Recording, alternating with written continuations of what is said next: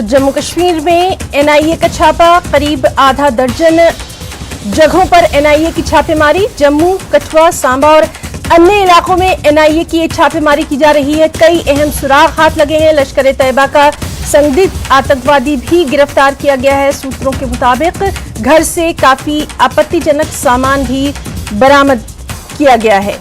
तो इस वक्त की अहम खबर आपको दे दें, जम्मू कश्मीर में एनआईए का छापा, करीब आधा दर्जन जगहों पर एनआईए की छापेमारी जारी है।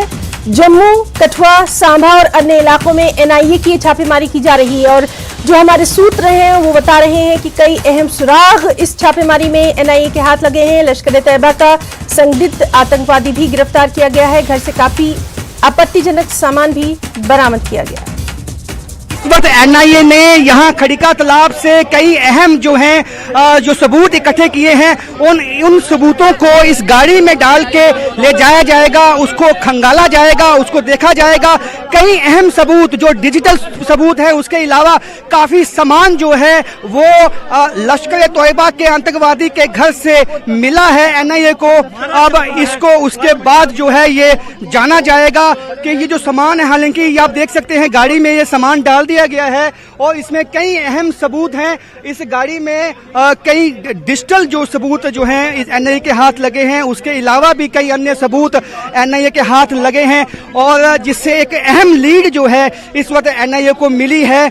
जो ड्रोन के मामले जम्मू में इंटरनेशनल बॉर्डर पे देखने को मिले थे, सांबा में, कठुआ में जो इंटरनेशनल बॉर्डर के साथ सटे हुए इलाके हैं, वहां जो ड्रोन स्पॉट किए गए पिछले दिनों में और जो वहां पे हथियार ड्रॉप किए गए, उस मामले में काफी अहम सबूत जो हैं वो एनआईए के हाथ लगे हैं। एनआईए की टीम आप देख सकते हैं इस वक्त यहां से सबूत इकट्ठे करने के बाद जम्मू के खड़िका तालाब से अब जाते हुए लगभग 2-3 घंटे से ज्यादा जो है ये रेड चली है जम्मू के खड़िका तालाब में और अहम सबूत जो है एनआईए के हाथ में लगे हैं। एनआईए की टीम जो है अब यहां से निकलती हुई और इन सबूतों के चलते जो है कई अन्य जो अरेस्ट हैं, कई अहम लीड्स जो हैं, जो सूत्र बताते हैं वो एनआईए को मिली हैं।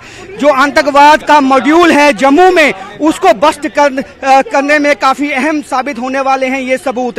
कैमरामैन आशु के साथ राजन वैद, टीवी 18 जम्मू। और हमारे साथ इस वक्त हमारे साथी राजन वैद मौजूद हैं। राजन, आपसे जानना चाहेंगे, बेहद अहम एनआईए की इस छापेमार कार्रवाई को माना जा रहा है, कई अहम सबूत हाथ लगने की बात भी कही गई है, आपसे तफसीलात डिटेल्स चाहेंगे।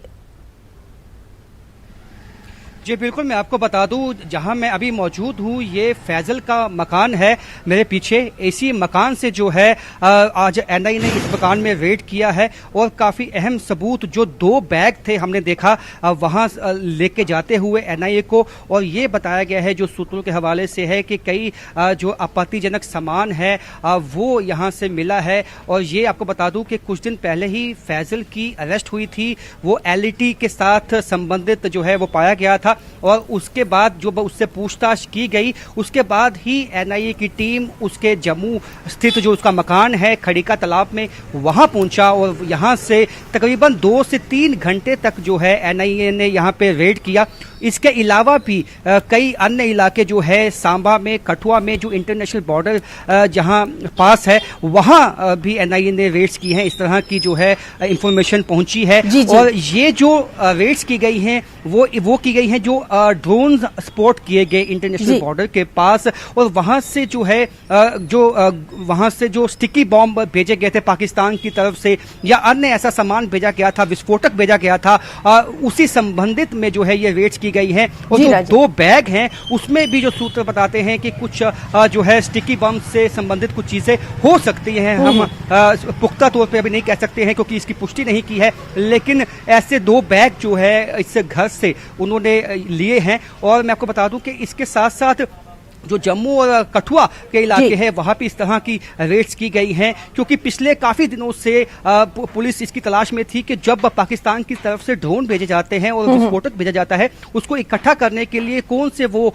OGWs है जो यहाँ जम्मू में रहते हुए काम करते हैं, और कुछ पुख्ता लीड के बेसिस पे ही आज यहाँ पे रेड किया गया है। और काफी अहम इस रेड को इसलिए माना जाएगा क्योंकि कहीं ना कहीं इस वक्त घुसपैठ कर पाना जो है पाकिस्तान के जो स्पॉन्सर्ड जो आतंकवादी हैं उनके लिए इतना मुमकिन नहीं है, इतना आसान नहीं है। और इसके चलते जो यहाँ पे जो OGWs हैं उनको एक्टिवेट किया जाता है। पहले पाकिस्तान की तरफ से जो विस्फोटक है वो जो सीमा से पार करवाए जाते थे, लेकिन अब पिछले दिनों में जिस तरह से अलर्टनेस जो सेना की BSF की देखने को मिली है, अब वो इतना मुमकिन नहीं रहा है, जिसके चलते जो है इस तरह के OGWs ड्रोन के माध्यम से जो विस्फोटक भेजे जाते हैं उसको इकट्ठा करने की कोशिश करते हैं और यहाँ पे आतंकवादी गतिविधियों को अंजाम देने की कोशिश में लगे रहते हैं। और इस रेड से जो लीड्स मिली हैं, अब उसके बेसिस पे ही कई अन्य जगह पे भी रेड्स हो सकती हैं। जी राजन, आपसे जानना चाहेंगे, आपने बहुत ही इंपॉर्टेंट बात बताई है कि कई अन्य मुकामात हैं वहां पर भी रेड्स हो सकती है।